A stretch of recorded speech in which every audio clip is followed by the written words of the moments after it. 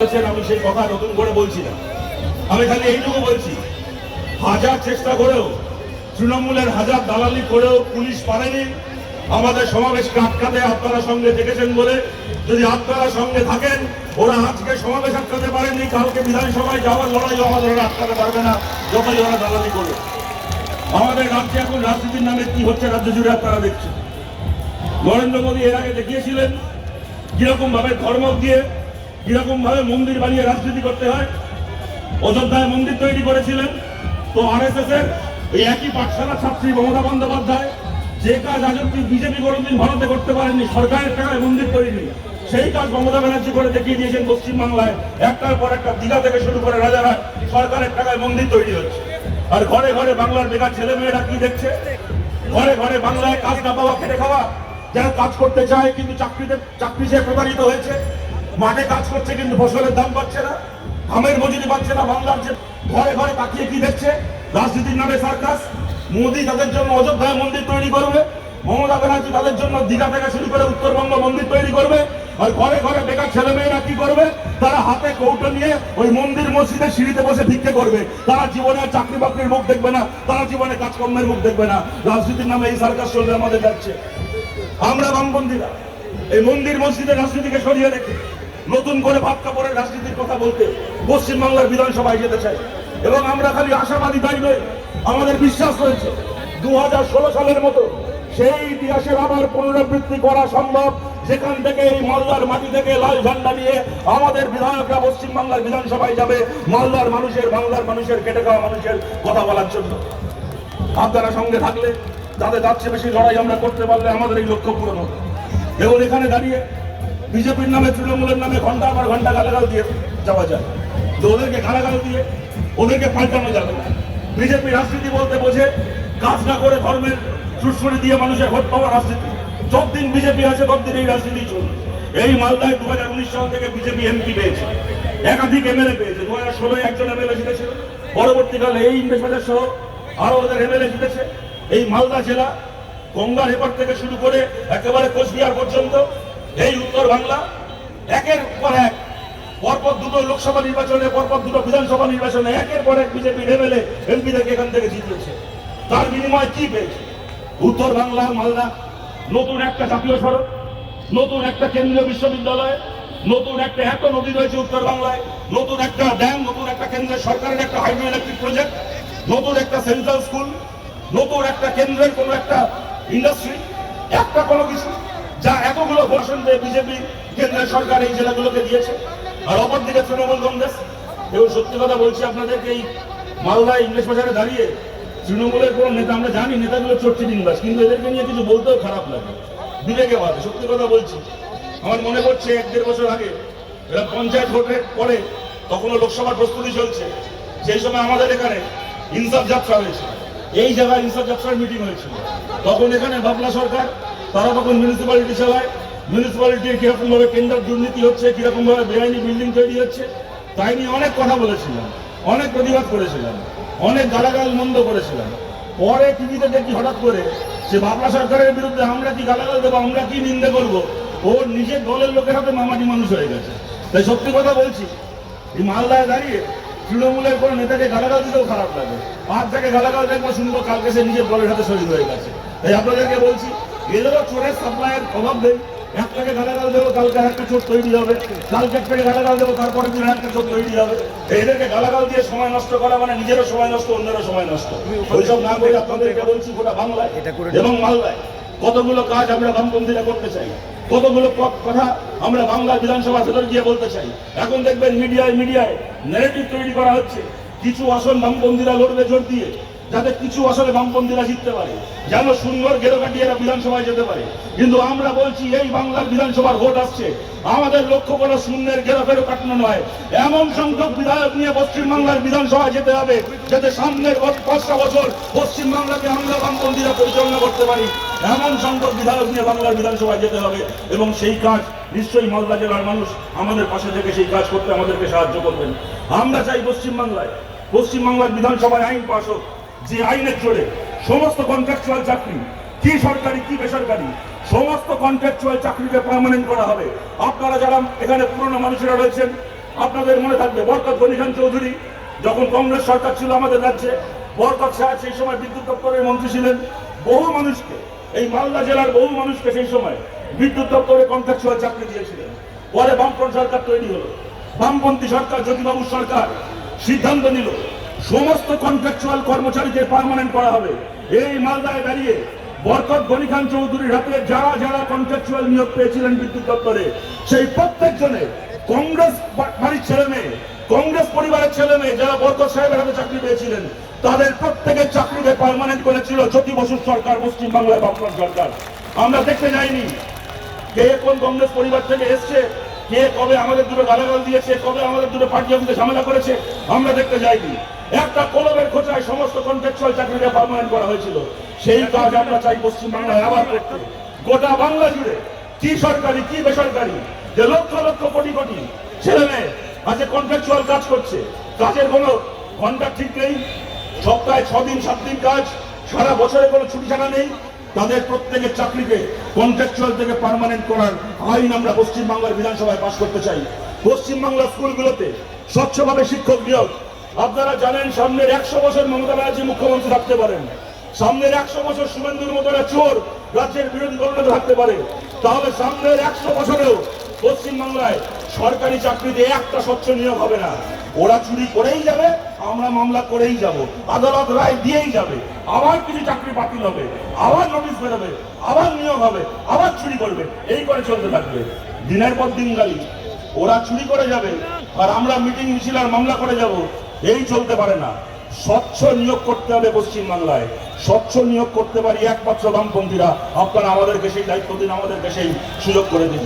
এবং তার পাশাপাশি খালি সরকারি স্কুল নয়, পশ্চিমবাংলার বেসরকারি স্কুল এবং পশ্চিমবাংলার বেসরকারি হাসপাতালে পড়াশোনা করার খরচা আর চিকিৎসার খরচা হাসপাতালে, সেইটাকে নিয়ন্ত্রণ করার জন্য পশ্চিমবাংলার বিধানসভায় আমরা বামপন্থীরা বিল আনতে চাই, যাতে করে কিনা প্রাইভেট স্কুল এবং প্রাইভেট হাসপাতাল এখন শিক্ষা দেওয়ার নাম করে, চিকিৎসা দেওয়ার নাম করে যে একচেটিয়া মুনাফা করে সাধারণ মানুষ, গরিব মানুষ, খেটে খাওয়া মানুষ, মধ্যবিত্ত মানুষের নাগালের বাইরে চলে গেছে।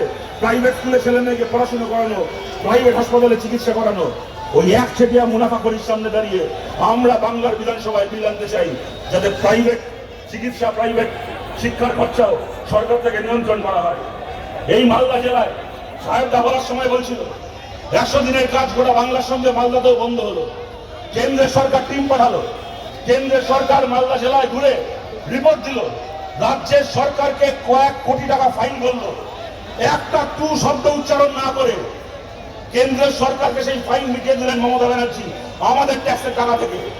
আমরা দাবি করেছিলাম যারা চুরি করেছে তাদের বিরুদ্ধে এফআইআর করতে হবে, তাদের থেকে চুরি সম্পত্তি, তাদের চুরির মালকে পুনরুদ্ধার করতে হবে, সেই টাকায় কেন্দ্রকে ফাইন দিতে হবে।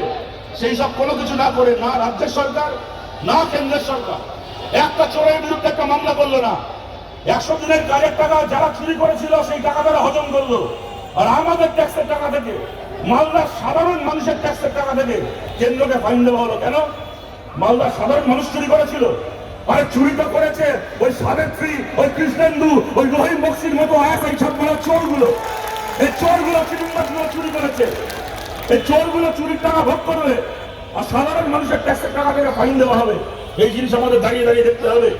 আজকে আদালত রায় দেওয়ার পরও গোটা রাজ্য জুড়ে রায় দিল 100 দিনের কাজ চালু করতে হবে। আদালতও বলে দিল যে মালদায় এখন চালু করা যাবে না, কেননা মালদায় চুরির 100 দিনের কাজের প্রমাণ পাওয়া গেছে। যতদিন না তার মীমাংসা হচ্ছে ততদিন মালদা 100 দিনের কাজ চালু হবে না। এই 100 দিনের কাজ আমরা বামপন্থীরা শুরু করেছিলাম 2004-এ। এই মোহাম্মদ সেলিম মঞ্চে বসে আছেন। মোহাম্মদ সেলিমের মতো আমাদের বামপন্থী এমপিরা গোটা বাংলা থেকে 35 জন জিতে গিয়ে গোটা দেশের 61 জন বামপন্থী এমপি পার্লামেন্টে জিতে গেছিলেন। এই মোহাম্মদ সেলিমদের সামনে, আমাদের নেতাদের সামনে, আমাদের এমপিদের সামনে, বাসুদেব আচারিয়ার সামনে, সোমনাথ চ্যাটার্জির সামনে, সুজন চক্রবর্তীদের সামনে থালায় সাজিয়ে দিয়েছিল কংগ্রেস। কটা দপ্তরের মন্ত্রী হবে, কটা লালবাতি গাড়ি চাই বলো? আমাদের এমপিরা দাঁড়িয়ে বলেছিলেন আমাদের লালবাতি গাড়ি লাগবে না, আমাদের কোনো মন্ত্রিত্ব লাগবে না, আমাদেরকে 100 দিনের কাজ দিতে হবে, আমাদেরকে রাইট টু এডুকেশন, শিক্ষার অধিকার দিতে হবে, আদিবাসী মানুষের জন্য জঙ্গলের জল জমির অধিকার দিতে হবে। তার বিনিময়ে আমরা সমর্থন করেছিলাম। আজকে আমাদের খারাপ লাগে, আমাদের বুকে কষ্ট হয় যখন দেখি আমাদের এই মাটি থেকে জিতে যাওয়া এমপিদের চালু করা 100 দিনের কাজ এই মাটিতে বন্ধ হয়ে পড়ে আছে। 100 দিনের কাজ চালু করব আমরা বামপন্থীরা।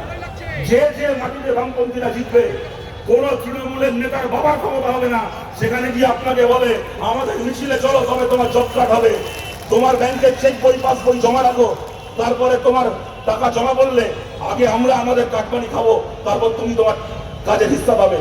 কোন তৃণমূল নেতার বাপের ক্ষমতা হবে না যদি আমরা জিতি। এই রহিম বক্সি থেকে শুরু করে গোটা মালদা জুড়ে একের পর এক তৃণমূলের নেতা যে ওয়াকফের সম্পত্তিগুলো দখল করে রেখেছে, মানুষ জমি দিয়েছিলেন ওয়াকফকে, সম্পত্তি দিয়েছিলেন ওয়াকফকে, সেই ওয়াকফের সম্পত্তিতে কোথাও বাস স্ট্যান্ড হয়েছে, কোথাও এতিমখানা চলছে, কোথাও মাদ্রাসা চলছে, কোথাও স্কুল হয়েছে, কোথাও কোনো সামাজিক কাজ হচ্ছে, সেই সব কিছু বাস স্ট্যান্ডের জমি থেকে শুরু করে সরকারি সম্পত্তি, ওয়াকফের সম্পত্তি দখল করে বসে রয়েছে এই রহিম বক্সিরা। আমরা বামপন্থীরা বলছি, এদের পেটের ওপর পা রেখে হাত ঢুকিয়ে ওয়াকফের প্রতিটা সম্পত্তি উদ্ধার করবো এই মামলায় আমরা। গঙ্গার ভাঙনে যত মানুষ ঘর হারিয়েছেন, যত মানুষ সব হারিয়ে পথে বসেছেন, তাদেরকে নিয়ে তৃণমূল আর বিজেপি রাজনীতির ব্যবসা করে গেছে। এই সমস্ত মানুষকে নিয়ে রাজ্য সরকার দিল্লি পর্যন্ত গিয়ে ওখানে দিনের পর দিন দরকার হলে ধর্ণা দিয়ে প্রত্যেকজন গঙ্গার ভাঙনে ঘর ছাড়া মানুষের প্রত্যেকের ক্ষতিপূরণ আদায় করে আনবো আমরা বামপন্থীরা এই মালদার মানুষের জন্য। এবং এই ইন্দ্রবাজার শহরে যারা ব্যবসা করেন, যারা বাণিজ্য করেন, আমরা তাদেরকেও বলছি, আমরা বামপন্থীরা আপনার ব্যবসা শত্রু নই।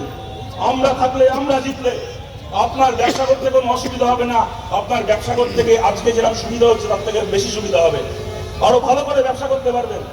এখন এখানে যারা বিল্ডিং বানাচ্ছেন, মাটিতে ভিত করা হলো না, জমির ট্রানজাকশন হলো না, মিউটেশন হলো না, তার আগে স্কোয়ার ফুট হিসেব করে তৃণমূলের কাউন্সিলরকে আর থানায় টাকা পাঠিয়ে দিতে হয় স্কোয়ার ফুটে 100 টাকা করে।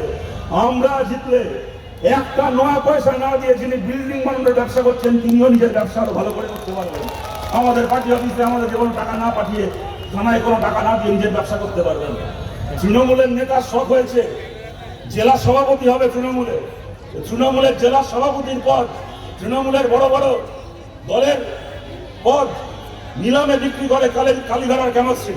তৃণমূলের কোন নেতার শখ হলো জেলা সভাপতি হবে, তার জন্য কেমিস্ট্রিতে 50 কোটি টাকা পাঠাতে হবে।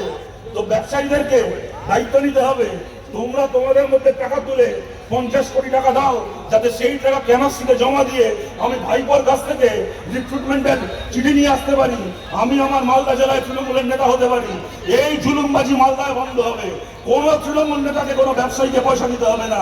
মাথা উঁচু করে নিজের ব্যবসা করবেন, নিজের মতো করে নিশ্চিন্তে ব্যবসা করবেন। যদি আমরা বামপন্থীরা জিতি, আরো ভালো করে নিজের ব্যবসা করবেন। এই মালদাতে আপনারা দেখেছেন বছরের পর বছর বরকত সাহেব এখান থেকে জিতেছেন, শৈলেন সরকার এখান থেকে বিধানসভায় জিতে গেছেন। আমরা একে অপরের রাজনৈতিকভাবে বিরোধী প্রতিদ্বন্দ্বী, তবু বামফ্রন্ট সরকারের সময় বছরের পর বছর মালদার একটার পর একটা মিউনিসিপ্যালিটি, মালদার একটার পর একটা পঞ্চায়েত, এমনকি জেলা পরিষদ বামফ্রন্ট সরকারের সময়ও কংগ্রেস চালিয়েছে। কোনদিন মালদার একজন কাউন্সিলর, একজন পঞ্চায়েত মেম্বার, একজন জেলা পরিষদ মেম্বার বলতে পারবে না তার কাছে ফোন গেছিল সিপিএম এর কাছ থেকে, শৈলেন সরকারের কাছ থেকে ফোন গেছিল যে দল পাল্টে আমাদের দলে আসো, তাহলে তোমাকে এই দেবো, আর আমাদের দলে না আসলে তোমাকে জেল খাটাবো। কোনোদিন বুকে হাত থেকে কেউ বলতে পারবেন এই জিনিস ঘটেছে। তাই কংগ্রেসের পুরনো সমর্থকদেরকে আমরা আবেদন করছি, যারা পুরনো কংগ্রেসের কর্মী আছেন, সমর্থক আছেন, তাদেরকে আবেদন করছি আমরা সেই দিন মালদায় ফিরিয়ে আনতে হবে। 2016 সালে একটা আসন জেতেনি তৃণমূল এই মালদায়। তারপরও খালি আমাদের দল থেকে নয়, যে কংগ্রেসের ঘরে ওরা জন্ম নিয়েছিল সেই কংগ্রেসের বুকে ছুরি মেরে কংগ্রেসকে ভেঙেও নিজের দল তৈরি করেছিল, কংগ্রেসকে মালদায় শেষ করেছে। আপনাদের সবার কাছে আবেদন করছি, এই দল বদলের রাজনীতি শেষ করে বামপন্থীদের পাশে আপনারা দাঁড়ান।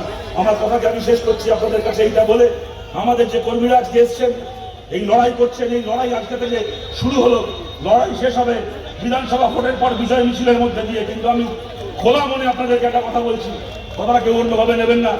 আজকের এই সময় দাঁড়িয়ে যেন আমাদের মধ্যেও কারোর মধ্যে এই মানসিকতা কাজ না করে যে পশ্চিমবাংলা খাওয়া হলো, অনেক জায়গায় আমাদের মিটিং মিছিলে লোক বেশি হচ্ছে, তৃণমূল গালাগাল খাচ্ছে, বিজেপিকে লোকে ভোট দেওয়া কমিয়ে দিয়েছে। তাই গোটা পশ্চিমবাংলার অন্যান্য জায়গায় আমাদের পার্টির ভালো ফলাফল হোক, তারপরে যখন আমাদের একটু চাঙ্গা হবো, পুলিশ আমাদের একটু ভয় পাবে, তৃণমূল বিজেপি আরো ব্যাক ফুটে যাবে, আমরা ভালো সংখ্যায় বিধানসভায় যাব, তারপর আমার এলাকায় আমি আবার ভালো করে নেবে নিজের এলাকায় জিতবো।